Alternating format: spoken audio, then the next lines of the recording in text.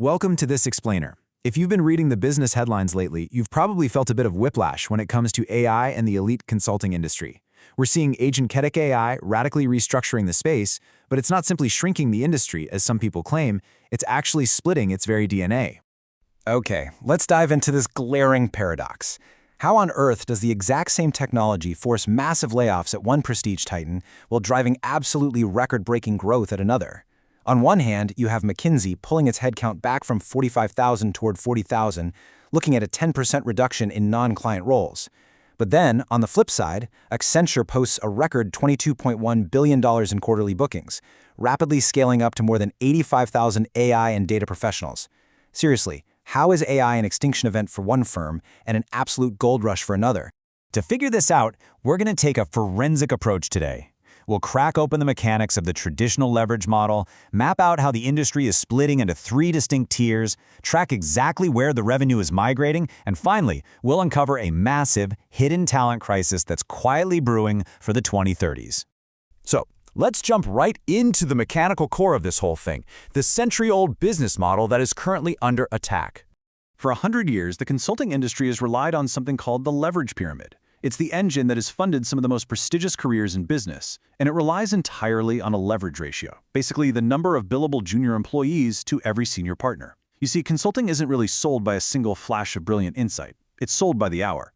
A partner's time is totally finite. So the real profit engine for these firms is the massive spread between what they pay that wide base of young analysts and the huge multiple they bill the client for those analyst hours.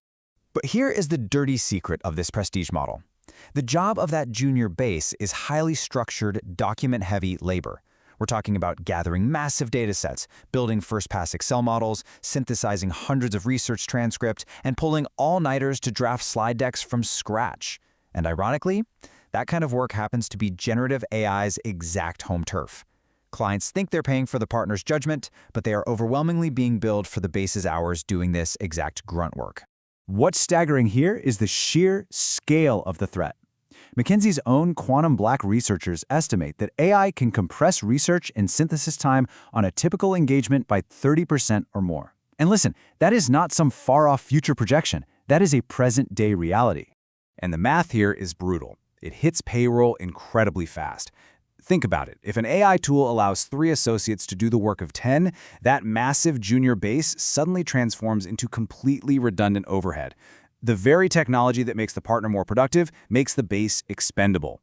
Those high leverage ratios instantly invert from a massive asset into a massive liability, which means that base headcount just has to be reduced. Now this uneven exposure across different firms leads us directly to the industry's 3-tier split. This breakdown brilliantly illustrates why the headlines seem so contradictory right now. The consulting industry is not just one big monolith. It's really 3 distinct tiers. First, you have pure strategy firms, the MBB Group, McKinsey, BCG, and Bain. Their core product is analysis, which AI is rapidly commoditizing, leading to margin compression and job cuts. But then look at the execution firms, like Accenture, Deloitte, and EY. For them, AI creates massive new demand for scale and deployment, which means record bookings and rapid hiring. Finally, you've got the labor arbitrage IT firms, TCS, Infosys, Wipro, who are getting squeezed hard as AI automates their lower-end coding work, forcing them to quickly pivot. So the crucial takeaway here is that reading the consulting industry as one single business makes those headcount numbers look absolutely bizarre. But when you split it by its DNA, the market shifts make total sense. The phrase AI disrupts consulting actually means 3 completely different things depending on which tier you're in. It deflates pure advisory, it inflates execution, and it puts a major squeeze on offshore labor. Which naturally brings us to our next major shift, the migration of value from analysis to deployment. Value in this industry is definitively packing its bags and moving. It's shifting away from simple advice, the old tell-us-what-to-do model.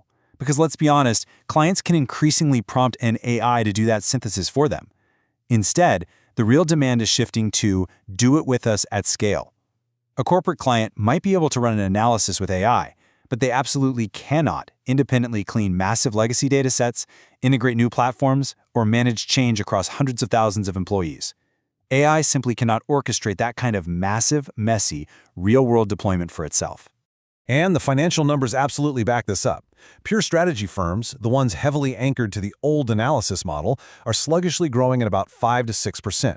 Meanwhile, the execution firms that are built for boots-on-the-ground implementation are seeing growth rates around 11 to 12%. That's almost double. The demand for outside help isn't disappearing at all. It's just completely changing shape. Historically, there was this golden rule in enterprise tech. Every $1 spent on software pulled in about $6 of consulting services. Well, that 1-to-6 ratio hasn't vanished. It's just relocated. It used to wrap around strategic analysis, but now it wraps around massive AI rollouts. It's directly feeding the execution firms through data cleanup, deploying tools to enormous workforces, building proprietary industry-specific agents, and running continuous managed services. But right beneath the surface of all these flashy quarterly bookings lies a dark, second-order consequence that the market is definitely not pricing in yet. We're talking about a hidden talent rupture. Think about this for a second, because it's actually profound. The pyramid is an apprenticeship machine disguised as a billing machine. Nobody is ever hired directly as a senior partner. It just doesn't happen. They have to build their judgment, their business intuition, and their craft by grinding through the exact same analytical grunt work that AI is currently eliminating. So we are looking at a severe pipeline problem. As AI automates the junior work, these firms are drastically reducing their entry-level hiring to optimize their margins today. But by doing that, they are silently breaking the machine that produces their future leadership. If you don't hire and train analysts right now, you are quietly choosing to have a major shortage of partners 15 years down the line. And this creates a really dangerous knowledge gap that we call the validation paradox. Whether you're in consulting or honestly any corporate job, postings today increasingly demand AI fluency. They want junior staff to validate the machine's output, but here's the catch. Validating output well requires the deep expertise that historically only came from producing that output from scratch. How do you actually know what defensible, bulletproof analysis looks like if you've never had to build it yourself?